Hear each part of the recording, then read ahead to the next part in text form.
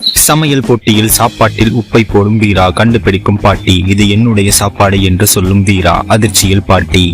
கண்மணிக்காக வீரா விட்டு கொடுப்பதை பார்த்து பெருமைப்பட்டு வீராவிற்கு தங்க காயின் பரிசாக கொடுக்கும் பாட்டி.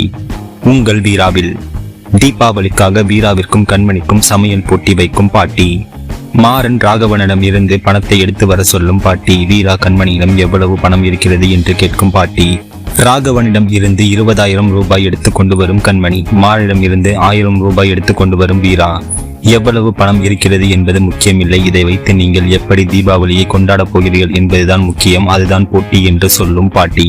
ராகவனை கூட்டிக் கொண்டு சூப்பர் மார்க்கெட்டுக்கு போய் ஆடம்பரமாக பொருட்கள் வாங்கும் கண்மணி. மளிகை கடையில் பொருட்கள் வாங்கும் வீரா, மாறன்.